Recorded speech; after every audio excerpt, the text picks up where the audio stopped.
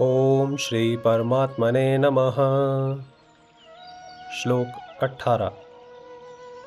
अंतवंत इमे देहा नित्यस्योक्ताः शरीरिणः अनाशिनो अप्रमेयस्य तस्माद्युध्यस्व भारत। व्याख्या। अनाशिनः किसी काल में किसी कारण से कभी किंचन मात्र भी जिसमें परिवर्तन नहीं होता, जिसकी क्षति नहीं होती, जिसका अभाव नहीं होता, उसका नाम अनाशी अर्थात अविनाशी है।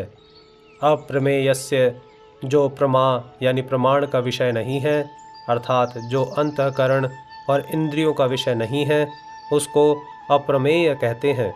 जिसमें अंतःकरण और इंद्रियां प्रमाण नहीं होती, उसमें शास्त्र और संत महापुरुष ही प्रमाण होते हैं। शास्त्र और संत महापुरुष उन्हीं के लिए प्रमाण होते हैं जो श्रद्धालु हैं। जिसकी जिस शास्त्र और संत में श्रद्धा होती है, वह उसी शास्त्र और संत के वचनों को मानता है। इसलिए यह तत्व केवल श्रद्धा का विषय है, प्रमाण का विषय नहीं। शास्त्र और संत किसी को बाध्य नहीं करते कि तुम हमारे में श्रद्धा करो। श्रद्धा करने अथवा न करने में मनुष्य स्वतंत्र है। अगर वह शास्त्र और संत के वचनों में श्रद्धा करेगा तो यह तत्व उसकी श्रद्धा का विषय है, और अगर वह श्रद्धा नहीं करेगा तो यह तत्व उसकी श्रद्धा का विषय नहीं है। नित्यस्य, यह नित्य निरंतर रहने वाला है, किसी काल में यह न रहता हो ऐसी बात नहीं है, अर्थात यह सब काल में सदा ही रहता है। अंतवंत इमे देहा उक्ताः शरीरिणः। इस अविनाशी, अप्रमेय और नित्य शरीरी के संपूर्ण संसार में जितने भी शरीर हैं, वे सभी अंत वाले कहे गए हैं। अंत वाले कहने का तात्पर्य है कि इनका प्रतिक्षण अंत हो रहा है। इनमें अंत के सिवाय और कुछ है ही नहीं, केवल अंत ही अंत है। उपर्युक्त पदों में शरीरी के लिए तो एक वचन दिया है और शरीर के लिए बहुवचन दिया है। इसका एक कारण तो यह है कि प्रत्येक प्राणी के स्थूल, सूक्ष्म और कारण ये तीन शरीर होते हैं। दूसरा कारण यह है कि संसार के संपूर्ण शरीर में एक ही शरीर व्याप्त है। आगे 24वें श्लोक में भी इसको सर्वगतः पद से सब में व्यापक बताएंगे। यह शरीर तो अविनाशी है और इसके कहे जाने वाले संपूर्ण शरीर नाशवान हैं। जैसे अविनाशी का कोई विनाश नहीं कर सकता, ऐसे ही नाशवान को कोई अविनाशी नहीं बना सकता। नाशवान का तो विनाशी पना ही नित्य रहेगा, अर्थात उसका तो नाश ही होगा। विशेष बात, यहाँ अंतवंत इमे देहा कहने का तात्पर्य है कि ये जो देह देखने में आते हैं, ये सब के सब नाशवान हैं। पर ये देह किसके हैं? नित्यस्य अनाशिनः। ये देह नित्य के हैं, अविनाशी के हैं। तात्पर्य है कि नित्य तत्व ने, जिसका कभी नाश नहीं होता, इनको अपना मान रखा है। अपना मानने का अर्थ है कि अपने को शरीर में रख दिया और शरीर को अपने में रख लिया। अपने को शरीर में रखने से अहमता अर्थात मैंपन पैदा हो गया, और शरीर को अपने में रखने से ममता अर्थात मेरापन पैदा हो गया। यह स्वयं जिन जिन चीज़ों में अपने को रखता चला जाता है, उन उन चीज़ों में मैंपन होता ही चला जाता है।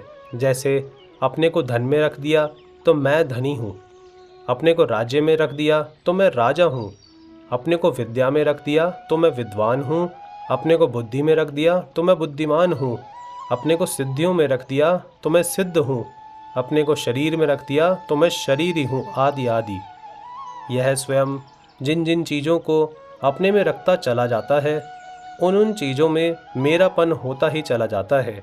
जैसे कुटुंब को अपने में रख लिया तो कुटुंब मेरा है, धन को अपने में रख लिया तो धन मेरा है, बुद्धि को अपने में रख लिया तो बुद्धि मेरी है, शरीर को अपने में रख लिया तो शरीर मेरा है, आदि आदि।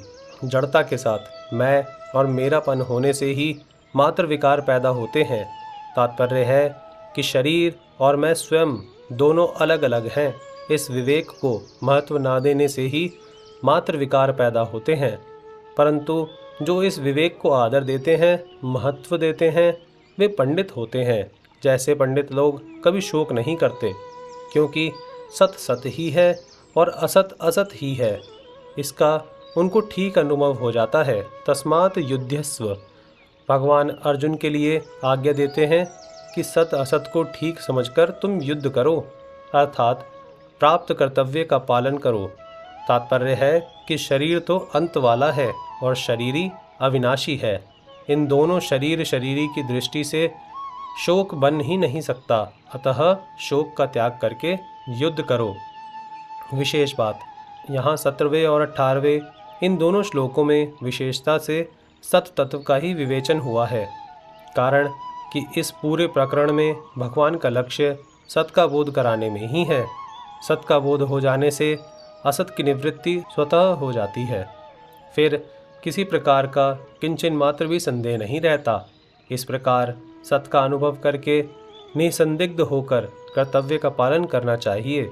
इस विवेचन से यह बात सिद्ध होती है कि सांख्य योग एवं कर्म योग में किसी विशेष वर्ण और आश्रम की आवश्यकता नहीं है। अपने कल्याण के लिए चाहे सांख्य योग का अनुष्ठान करें, चाहे कर्म योग का अनुष्ठान करें, इसमें मनुष्य की पूर्ण स्वतंत्रता है, परंतु व्यवहारिक काम करने में वर्ण और आश्रम के अनुसार शास्त्रीय विधान की परम आवश्यकता है। तभी तो यहाँ सांख्य योग के अनुसार सत असत का विवेचन करते हुए भगवान युद्ध करने की अर्थात कर्तव्य कर्म करने की आज्ञा देते हैं।